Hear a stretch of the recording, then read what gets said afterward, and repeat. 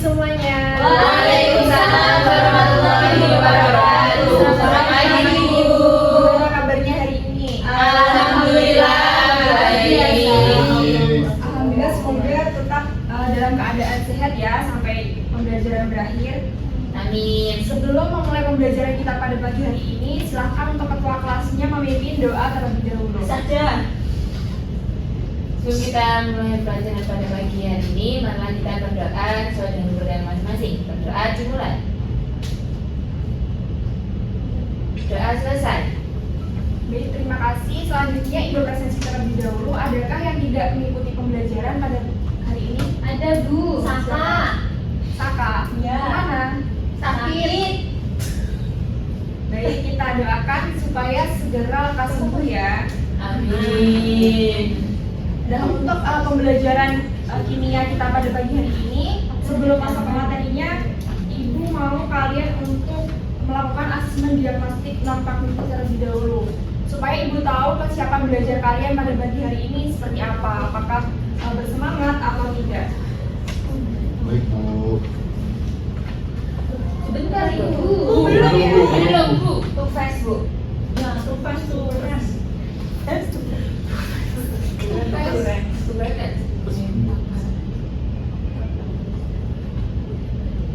Oh, ahli film itu beli happy end, tapi apa? Starving, kelaparan. Itu Inggris tadi. Bu, bahasa Indonesia boleh nggak Ibu? Boleh. Atau apa? Apa? Oke, ada yang happy, ada yang gila, ada yang bahagia, senang. Bukan bahasa saya nggak Bersyukur suka. Allah bersamaku, masya Allah, tabarakallah. Siapa itu yang Semuanya senang aja? mayoritas bersemangat ya. Kiranya sedang senang. Jadi Ibu harap nanti waktu pembelajaran berlangsung kalian tetap bersemangat. Sudah semua anak-anak? Sudah. Jadi anak-anak sebelum mulai ke pembelajarannya, Ibu mau ajak kalian untuk bernostalgia. Mungkin dari beberapa di antara kalian ini merupakan nostalgia dan ada yang beberapa juga yang saat ini masih sering kalian temui. Nah, kalian tidak asing kan dengan nostalgia Kang Bima? Ya. Jauh.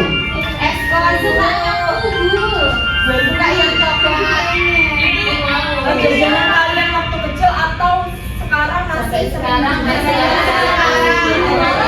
Bu, apalagi kalau dibeliin. Karena ibu aku di depan rumah aku di Araya. Dari tukang es krim kira-kira ada yang janggal nggak sih dari peristiwa tersebut? Ada yang nggak? Iya, kok ada yang janggal? Kayaknya itu loh Bu. Esnya, Bu. Kenapa kalian kembali Ibu? Sepertinya ada yang aneh ya. Tukang es krim putar itu keliling seharian, terkena panas bahkan hujan, tapi es krimnya tetap tidak meleleh. Kira-kira kenapa ya? Apa yang sebenarnya terjadi? Oke, ada yang sama nggak yang berpikir dari peristiwa es krim tersebut ada yang janggal atau yang aneh, yaitu es krimnya tidak meleleh, bahkan abang-abang yang jualan itu berjualan dari pagi sampai sore, bahkan terkena panas dan hujan, tapi es krimnya tidak meleleh. Kira-kira apa yang terjadi ya? Kita pelajari bersama ya. Tentunya ada proses pembuatan yang dilakukan agar es krimnya tidak Terkena panas bahkan meleleh. hujan, tapi Kita simak pembuatan es krim putar terlebih dahulu ya. Kira-kira ada proses apa sih yang membuat es krimnya tidak cepat meleleh? Oh ya. Itu buat esnya. Esnya asin, Bu. Oh. Kayak nagari di rumahku.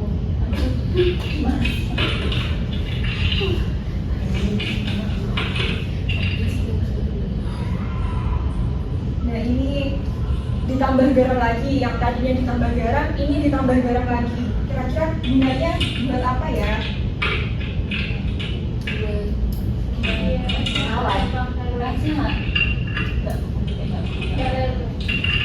Oke, ada yang menjawab biar esnya nggak cepat leleh. Kira-kira apa sih yang mempengaruhi garam itu kok bisa membuat es krimnya itu tidak cepat meleleh?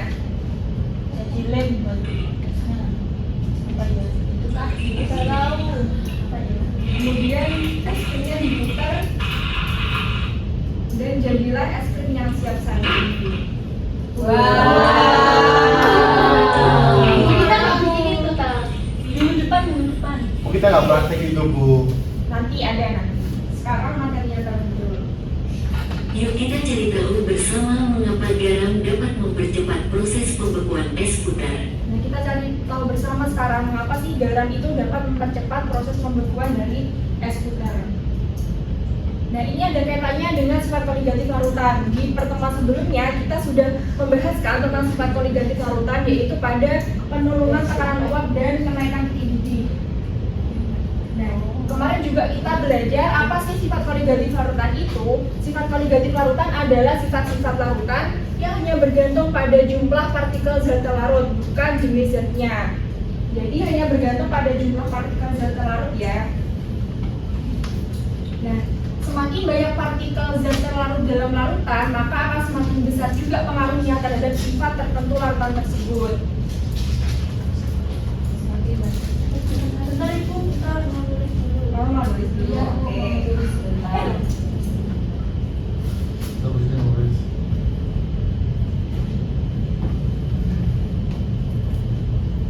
Oke, next ya. Nah, di sini ada 4 macam sifat koligatif larutan. Di antaranya yang sudah kita bahas di pertemuan sebelumnya, yaitu pada sifat penurunan tekanan uap dan kenaikan titik didih. Sekarang pada pertemuan hari ini kita akan membahas tentang penurunan titik beku, dan untuk pertemuan selanjutnya kita akan membahas tentang tekanan osmotik. Nah, kita fokus ke penurunan titik beku. Penurunan titik beku itu terjadi ketika zat terlarut seperti garam ditambahkan ke dalam air. Maka titik beku larutannya ini akan lebih rendah daripada air atau lebih rendah daripada 0 derajat Celcius. Untuk titik beku air itu kan 0 derajat Celcius. Nah, apabila dalam air tersebut ditambahkan dengan zat terlarut atau garam, itu akan menghalangi partikel air untuk membentuk kristal padatan. Jadi adanya zat terlarut di sini atau yang di sini lingkaran berwarna merah ini merupakan zat terlarut, itu akan menghalangi proses air untuk membentuk kristal padatan. Jadi dibutuhkan suhu yang lebih rendah daripada 0 derajat Celcius atau titik beku dari air. Untuk lebih jelasnya kita simulasi terlebih dahulu ya.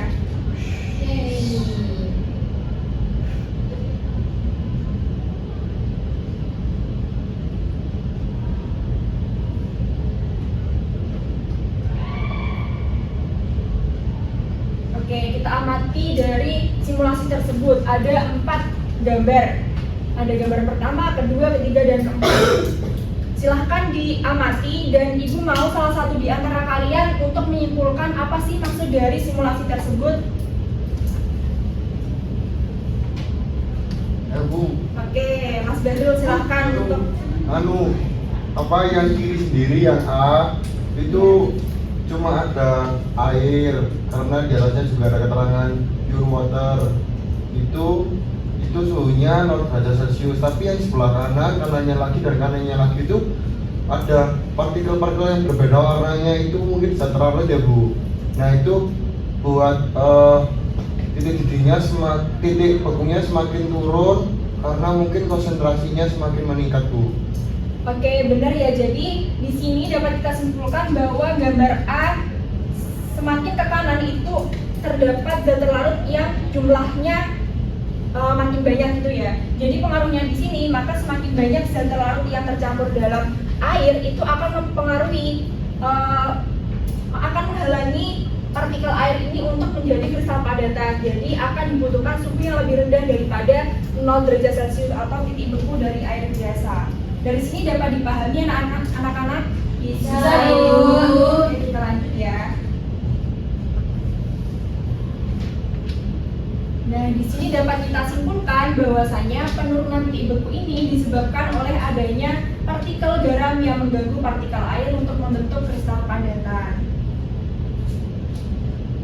Nah, kemudian di sini ada rumus penurunan titik beku atau delta TF. Rumus dari penurunan titik beku adalah delta TF sama dengan KF kali M kali I, di mana delta TF adalah penurunan titik beku, kemudian KF adalah konstanta atau tetapan penurunan titik beku, kemudian M adalah polaritas larutan, dan I adalah faktor Van Hoff. Ini berlaku untuk larutan elektrolit saja yang sudah kita pelajari di pertemuan sebelumnya.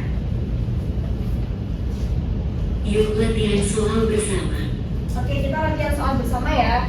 Sebanyak 74,5 gram zat KCl dilarutkan ke dalam 200 gram air. Jika tetapan penurunan titik beku atau KF-nya itu sebesar 1,86 derajat Celcius per molal, maka berapakah titik beku larutan di atas? Diketahui ARK 39 dan ARCl 35,5. Nah, di sini bagaimana sih penyelesaiannya? Yang pertama, kita diketahui di situ ada 74,5 gram zat KCl. Ini merupakan massa apa? Massa terlarut apa pelarut? Massa Terlarut. Oke, benar, massa terlarut ya. Di sini kita simpulkan dengan GT gitu ya, atau gram terlarut sebesar 74,5. 74,5.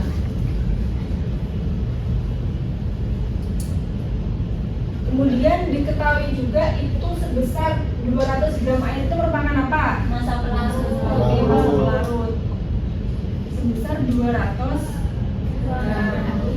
Kemudian diketahui apa lagi itu? KF. Oke, benar, KF-nya sebesar 1,86. Kemudian diketahui apa lagi? AR. Oke, di situ kita bisa bilang itu MR ya. Cara mencari MR adalah ARK ditambah dengan ARCL. Jadi 39 ditambah 35,5 adalah 74,5. Kemudian yang ditanya apa?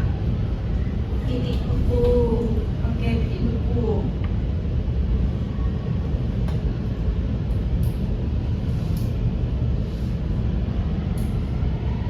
Kemudian di sini kita jawab. Nah, untuk mencari titik beku larutan, langkah yang pertama kita lakukan adalah mengidentifikasi zat. Apakah zat dari KCl tersebut merupakan zat larutan elektrolit atau larutan non-elektrolit? Yang pertama adalah kita identifikasi terlebih dahulu. Kita tuliskan kesamaan reaksinya. KCl merupakan senyawa ionik. Jadi yang dihasilkan adalah K+ dan diamin. Dan di sini kita ketahui bahwasanya K ini merupakan kation basa dan diamin ini merupakan anion basa. Nah, ketika kation dan anion ini bertemu, maka akan dihasilkan yang namanya garam. Dan garam ini merupakan larutan apa? Elektrolit kan? Larutan elektrolit. Dan dari sini kita ketahui bahwasanya larutan elektrolit itu berlaku untuk rumus menggunakan I atau mencari faktor Pandolfnya. Di sini kita rumus I apa? Ada yang ingat? 1 ditambah N-1 dikali alfa. Nah, karena ini adalah KCl atau larutan garam, maka elektrolit termasuk elektrolit kuat apa lemah? Kuat. Ya, elektrolit kuat. Nah, di sini kita masukkan bahwasanya nilai 1 plus N-nya berapa kalau bersama reaksi dari KCl ini? 2. Terus ini 1 kali 1 hasilnya adalah 2. Jadi I-nya 2. Nah, kita sudah diketahui I-nya atau faktor Pandolfnya. Sekarang kita orang kedua adalah mencari penurunan titik bekunya atau delta TF-nya. Apa rumus delta TF? kali M kali I. KF-nya berapa? 1,86. Kemudian kita M di sini pakai rumus gram terlarut per MR dikali 1000 per gram pelarut kali I. Kita masukkan di sini 1,86.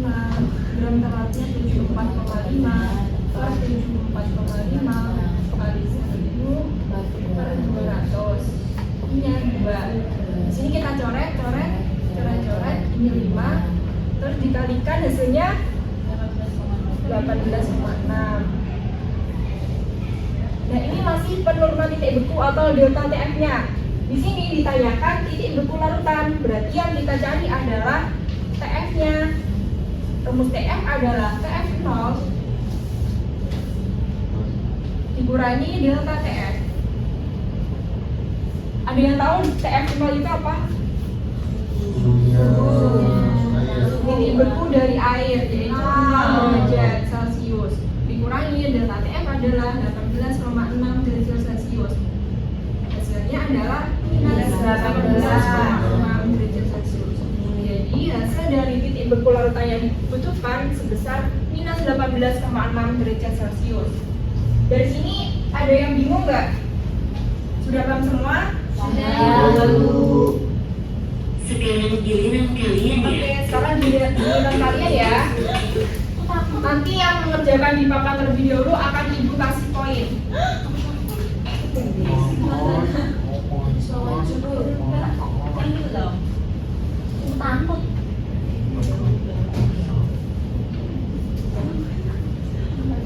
Oh iya, tipe ya, ini sebanyak 45 yang benar, bukan 4. Ada yang maju?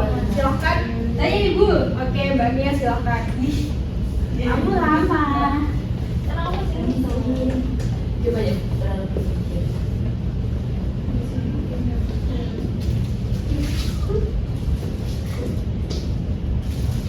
Dihapus ibu? Iya bisa.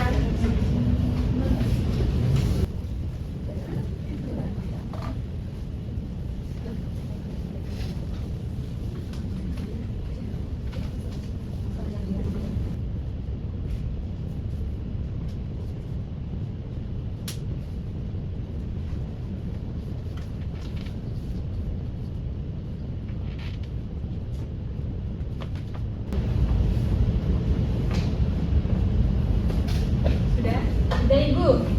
Oke, ibu lihat dulu. Nah, tampaknya ada rumus yang berbeda dari rumus yang ibu ajarkan tadi. Kira-kira apa yang berbeda? Tidak ada. Kira-kira kenapa soal ini jawabannya pakai rumus yang tidak pakai I? Bukan elektronik. Benar sekali ya. Jadi untuk soal yang ada zatnya itu merupakan larutan non elektrolit, maka tidak diperlukan rumus yang ada I-nya atau faktor manhutnya. Jadi kita langsung bisa gunakan rumus delta TF kali KF kali M. Jadi tidak perlu ada I. I hanya berlaku untuk larutan elektrolit. Benar sekali.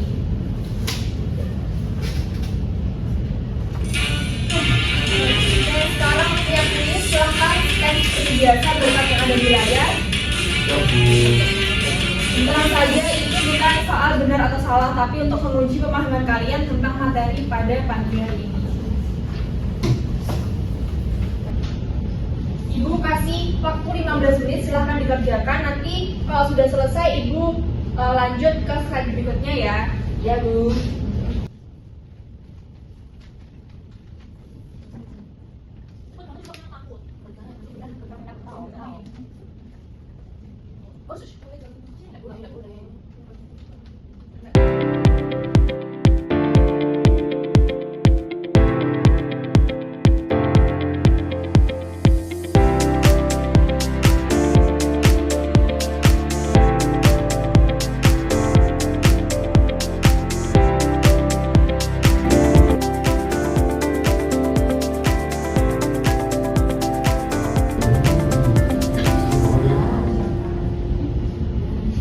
Sudah Bu, sudah selesai. Oke, sudah semua ya? Sudah Ibu.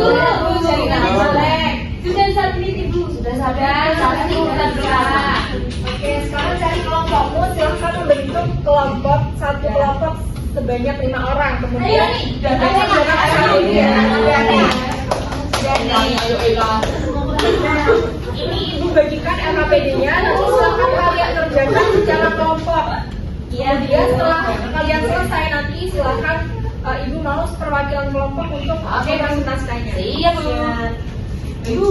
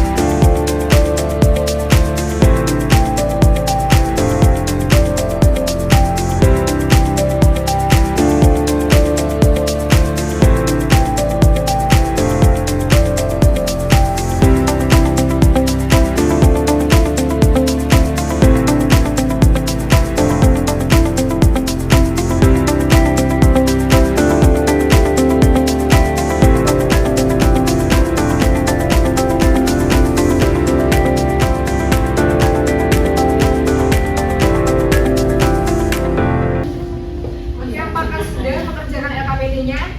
Sudah. Oke, mungkin silakan kelompok 1 untuk maju mempresentasikan terlebih dahulu. Iya gitu. Thanks for everything. Yes. Right, that's right. Jadi, Baik, kelompok 1 akan menjelaskan tentang kegiatan 1 yaitu orientasi masalah. Jadi pada orientasi masalah ini ada 2 fenomena. Jadi yang pertama itu ada jalan bersalju yang biasanya ada di negara yang ada musim dinginnya. Lalu ada fenomena 2 yaitu pembuatan es putar tradisional yang biasa kita temui di pedagang-pedagang. Lalu untuk masalah yang pertama, mengapa penambahan garam dapat menyebabkan es mencair tetapi justru membuat suhu menjadi lebih dingin? Kelompok kami menjawab karena penambahan garam NaCl menyebabkan penurunan titik beku air, fenomena sifat koligatif. Saat garam dilarutkan dalam es, titik beku air turun sehingga es mencair pada suhu di bawah 0 derajat Celcius. Proses pencairan ini menyerap kalor dari lingkungan sehingga suhu campuran es garam menjadi lebih dingin dari 0 derajat Celcius. Lalu untuk pertanyaan yang kedua, mengapa es putar bisa membeku lebih cepat dibandingkan jika hanya menggunakan es biasa? Jawaban dari kami, karena campuran es dan garam memiliki suhu lebih rendah dari 0 derajat Celcius sehingga dapat menyerap kalor dan adonan es krim lebih cepat. Akibatnya, adonan es krim ini kehilangan panas lebih cepat dan membeku lebih cepat dibandingkan jika hanya menggunakan es biasa yang suhunya terbatas di sekitar 0 derajat Celcius. Sudah. Berarti itu menanyakan apa hubungan kedua fenomena tersebut dengan jumlah partikel gas terlarut. Jadi hubungan dari es putar dan jalan bersalju itu berarti kan berhubungan dengan partikel gas terlarut di sifat koligatif, di mana semakin banyak partikel garam yang terlarut maka akan semakin besar penurunan titik beku dan semakin rendah suhu yang dapat dicapai, di mana artinya jumlah partikel menentukan seberapa besar efek pendinginan, di mana semakin banyak partikel maka semakin kuat efeknya. Oke, terima kasih kelompok 1, beri aplaus yang meriah. Oke, silahkan kelompok selanjutnya untuk presentasi. Ayo semangat kelompok aku. Semangat. Kuat. Selalu berjuang. Jadi kamu dalam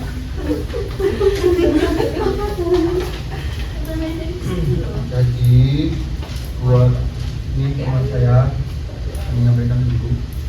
Yang pertama, kami dari kelompok 2 akan menyampaikan hasil baca kelompok kami yang peran penurunan titik beku dalam kehidupan sehari-hari. Kota pertama, berikan contoh penerapan penurunan titik beku dalam kehidupan sehari-hari selain penggunaan garam di jalan bersalju. Yang pertama, pembuatan es krim tradisional menggunakan campuran es dan garam agar suhu lebih rendah sehingga adonan cepat membeku. Kemudian, aktivis pada radiator mobil menggunakan etilen glikol agar cairan tidak membeku saat suhu dingin. Dan yang terakhir, pendinginan ikan atau makanan. Es campur garam agar lebih dingin dan menjaga kesegaran lebih lama. Yang akan disiapkan teman-teman saya. Selanjutnya untuk pertanyaan yang bagaimana hubungan antara jumlah partikel dengan penurunan titik beku. Jadi hubungannya adalah semakin banyak jumlah partikel zat terlarut maka semakin besar penurunan titik bekunya. Artinya larutan akan membeku pada suhu yang lebih rendah. Hal ini karena sifat koligatif hanya bergantung pada jumlah partikel bukan jenis zatnya. Dan yang terakhir akan dijelaskan oleh teman saya. Baik, selanjutnya itu adalah kesimpulan pada pembelajaran kita hari ini. Jadi kesimpulannya itu penurunan titik beku adalah salah satu sifat koligatif larutan yang dipengaruhi oleh jumlah partikel zat yang terlarut. Kemudian penambahan zat itu seperti garam dapat menurunkan titik beku sehingga suhu larutan itu menjadi rendah dari 0 derajat Celcius. Konsep ini banyak dimanfaatkan di kehidupan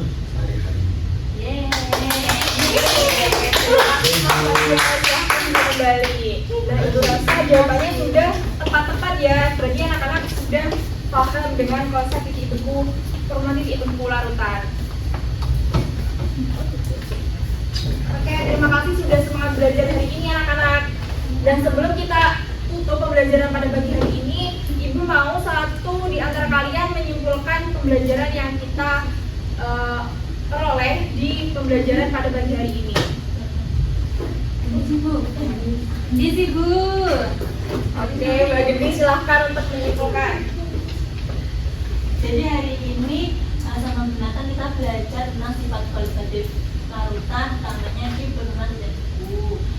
Di penurunan zat beku di sifat kualitatif itu dipengaruhi oleh jumlah zat terlarutnya, bukan jenis pelarut atau jenis zat pelarutnya. Terus rumusnya itu delta TF sama dengan KF kali M kalikan I. Seperti itu. Oke, terima kasih Mbak Gini. Jadi benar sekali ya, pelajaran yang kita peroleh hari ini kita belajar tentang salah satu sifat dari kualitatif larutan, yaitu penurunan titik beku. Di mana penurunan titik beku ini hanya bergantung pada jumlah partikel zat terlarutnya, bukan pada jenisnya. Oke, jadi mungkin sampai sini saja ya untuk materi kita hari ini. Sampai jumpa di pertemuan selanjutnya. Jangan lupa belajar dan jaga kesehatan. Ibu akhiri, wassalamualaikum warahmatullahi wabarakatuh. Waalaikumsalam warahmatullahi wabarakatuh. Terima kasih.